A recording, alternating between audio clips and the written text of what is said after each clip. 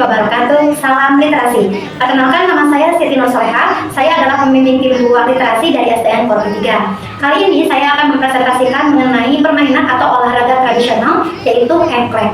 Pada hari Sabtu, tanggal 19 Juli 2025, kami dengan tim literasi seluruhnya sudah memainkan permainan tradisional, yaitu lompat tali dan engklek. Dan kali ini saya akan menyampaikan mengenai engklek saja ya teman-teman.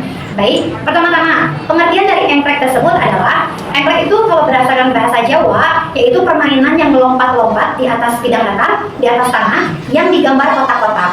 Kita melompat dengan satu kaki, melompat dari kotak yang pertama dan kotak lain dan kotak seterusnya seperti itu. Kemudian, hal yang kedua, asal-usul dari engklek. Ada dua pendapat mengenai asal-usul engklek ini ya, karena tidak ada bukti otentik, jadi muncullah dua pendapat. Pertama, permainan engklek ini diperkenalkan pertama kali oleh Belanda saat menjajah Indonesia, dikenal dengan nama Zondag Mandar. Kemudian pendapat yang kedua, permainan engklek ini sama dengan permainan yang berasal dari Britania Raya yang bernama hopscotch yang sudah berasal dari zaman Romawi kuno. Selanjutnya, pemain dalam engklek. Pemain dalam engklek ini minimal 2 orang. Tempat untuk bermain engklek sendiri bisa dimainkan di mana saja, mau indoor ataupun outdoor. Yang penting tempat yang dimainkan itu datar, seperti itu. Ya, kemudian alat yang diperlukan dalam bermain engklek itu ada 2. Pertama yaitu alat untuk menggambar kotak-kotak itu sendiri. Kalau kami kemarin saat bermain itu menggambar kotaknya dengan kapur di lapangan itu, jadi terlihat lebih jelas. Ya, kalau di tempat yang lain itu disesuaikan, bisa dengan kotak merah, bisa dengan kayu seperti itu ya. Kemudian alat yang kedua adalah gaco. Gaco ini adalah alat yang bisa dari batu ataupun dari pecahan genting yang nantinya dijadikan alat untuk dilempar ke kotak-kotak di permainan engklek ini. Kemudian, cara bermain engklek. Pertama, kita harus menentukan urutan main. Siapa yang main pertama, kedua, dan seterusnya sampai yang terakhir. Untuk menentukannya bisa dengan cara home pimpa seperti yang sudah kami lakukan, dan dengan cara sweet ya kalau jika hanya berdua saja seperti itu. Kemudian ketika permainan dimulai, semua pemain melemparkan gaco ke kotak yang pertama seperti itu. Baru mainlah pemain yang pertama melompati kotak yang ke-1, terus melompat dengan satu kaki ya, kecuali di kotak yang ke-4 ke-5 ya, kemudian 7 8 itu kakinya bisa ngangkang gitu ya, atau kakinya bisa cabrak dua-duanya tapi di kotak yang berbeda seperti itu ya. Setelah sampai ke kotak yang ke-8, berbalik badan kembali ke kotak semula, kemudian mengambil gaco yang ada di kotak 1. Kemudian keluar, jika sudah berhasil, maka bisa diteruskan lanjut main ya, dengan cara melemparkan ke kotak kedua, ketiga, dan seterusnya, seperti itu. Jika pemain melakukan kesalahan, misalkan menginjak garis, atau menginjak kotak yang ada gaco, itu dia akan digantikan oleh pemain yang lain.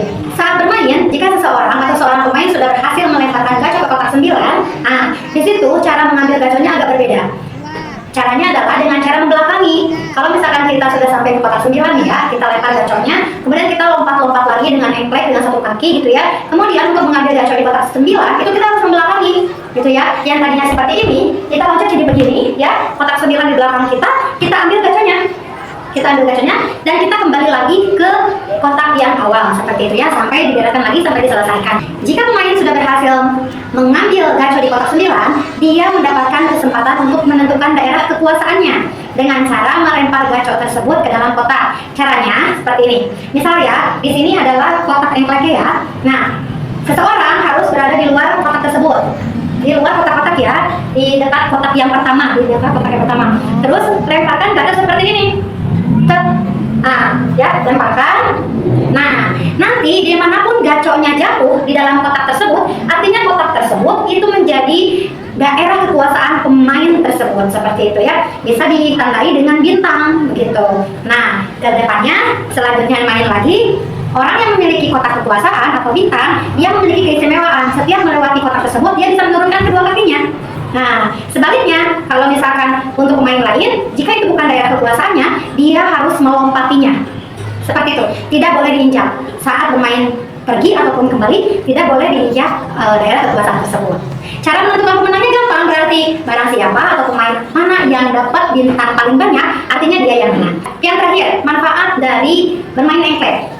Berdasarkan buku engklek yang ditulis Anastasia tahun 2023, itu ada 6 manfaat dari bermain engklek ini. Pertama, tentunya mengembangkan motorik kasar dan halus. Yang kedua, meningkatkan keterampilan bersosial. Begitu. Yang ketiga, itu menstimulasi kognitif. Yang keempat, meningkatkan konsentrasi dan fokus. Ya, karena bermain engklek itu harus fokus ya, teman-teman. Kemudian yang kelima, mengembangkan kreativitas. Dan yang keenam tentunya memperkenalkan atau mengenalkan budaya lokal. Sekian presentasi dari dari saya, semoga bermanfaat. Terima kasih. Wassalamualaikum warahmatullahi wabarakatuh. Salam literasi.